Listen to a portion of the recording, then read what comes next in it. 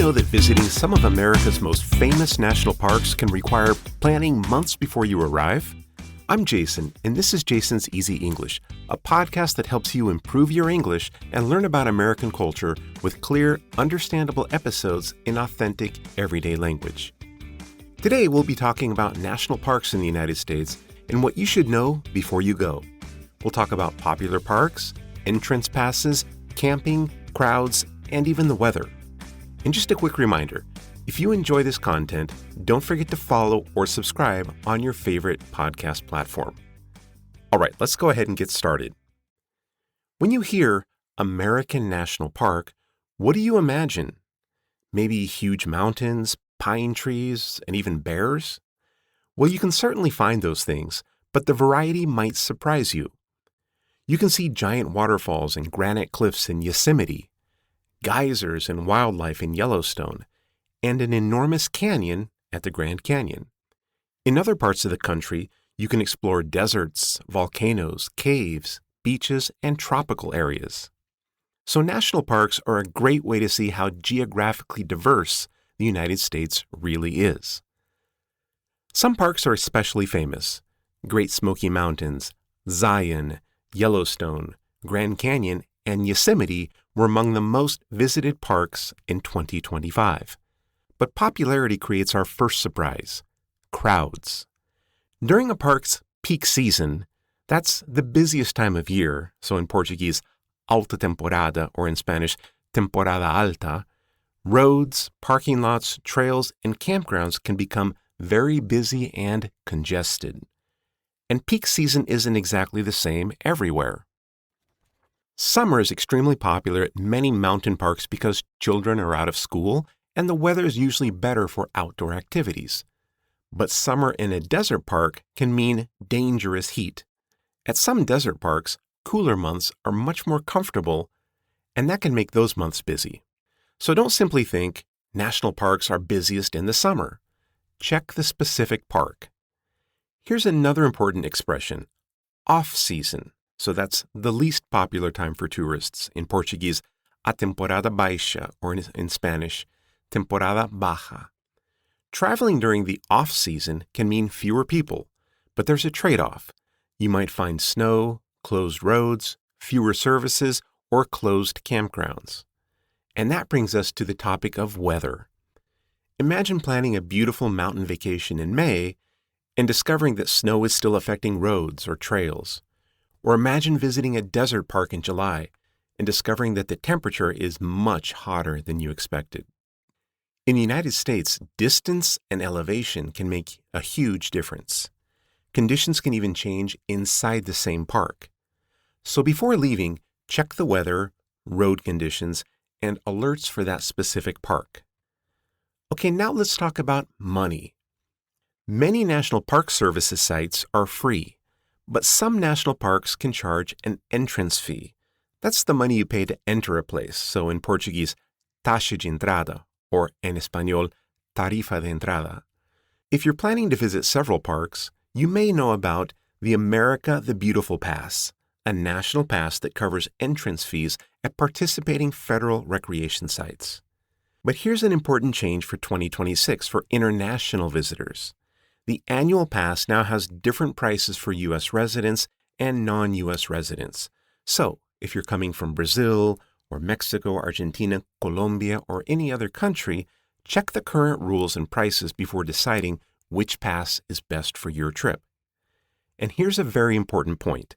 Having an entrance pass doesn't automatically give you every reservation you might need. Some busy parks or areas use a timed entry system. This refers to a reservation to enter at a specific time, so in Portuguese, entrada con horario marcado, or in español, entrada con horario reservado. These systems can change from year to year. One park may require timed entry during part of the year, while another may stop using it.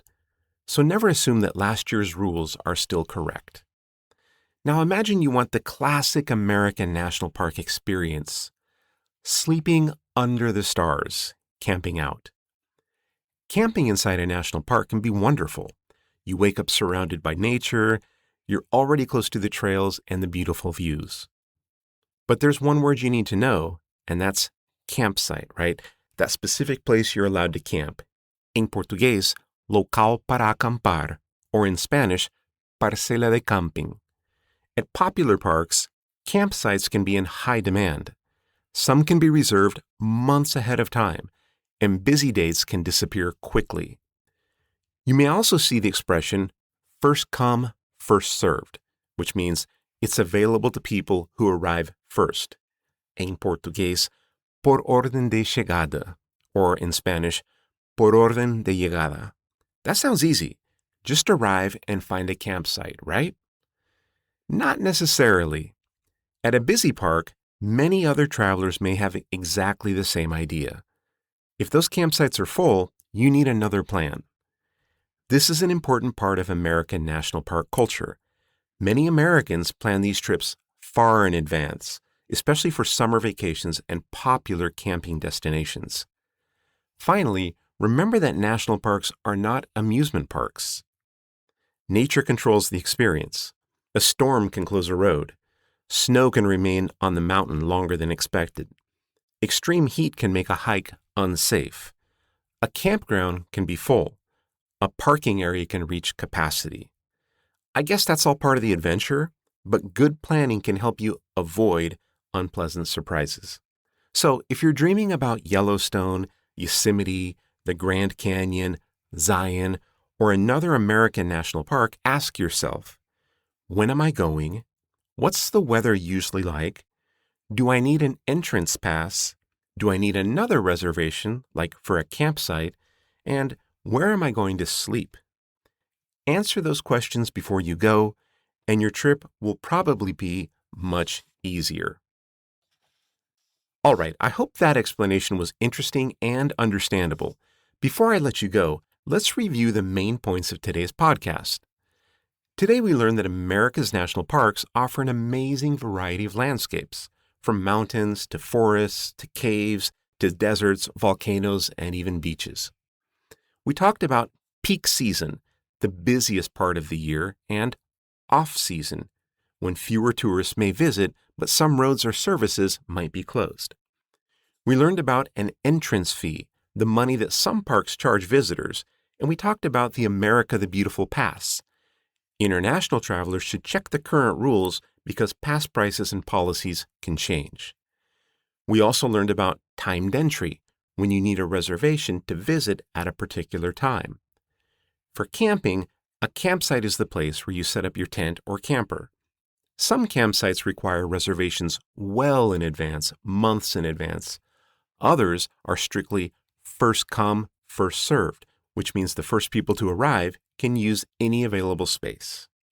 And culturally, remember that national park trips are a very popular form of outdoor vacation in the United States.